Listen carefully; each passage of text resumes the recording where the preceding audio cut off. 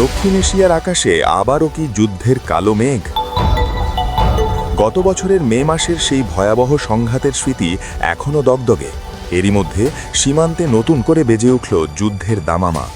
ভারত ও পাকিস্তান দুই পরমাণু শক্তিধর প্রতিবেশী যখন কূটনৈতিক সম্পর্কের বরফ গলাতে ব্যর্থ, ঠিক তখনই ইসলামাবাদ থেকে ভেসে এলো এক বারুদের গন্ধমাখা খবর, যা পুরো উপমহাদেশের ভূরাজনীতিতে তোলপাড় সৃষ্টি করেছে।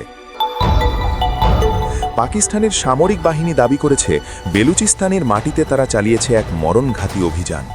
আইএসপিআরের তথ্য মতে নিরাপত্তা বাহিনীর এই সাঁড়াশি আক্রমণে প্রাণ হারিয়েছে মোট ৪১ জন, যাদের পাকিস্তান ভারত সমর্থিত প্রক্সি যোদ্ধা হিসেবে চিহ্নিত করেছে। ঘটনার সূত্রপাত ২৯ জানুয়ারি।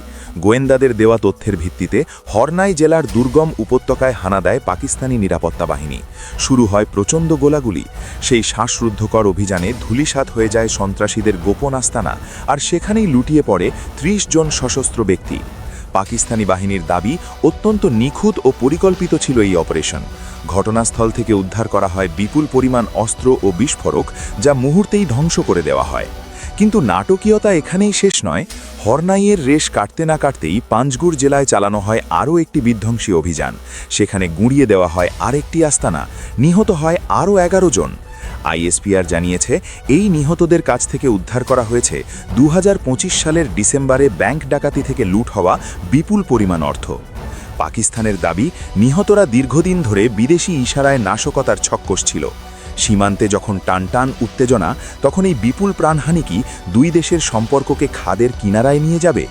আপাতত বেলুচিস্তানের ওই এলাকাগুলোতে চলছে চিরুনি তল্লাশি, আর জনমনে একটাই প্রশ্ন, তবে কি আবারও বড় কোনো সংঘাতের দিকেই এগিয়ে যাচ্ছে দক্ষিণ এশিয়া?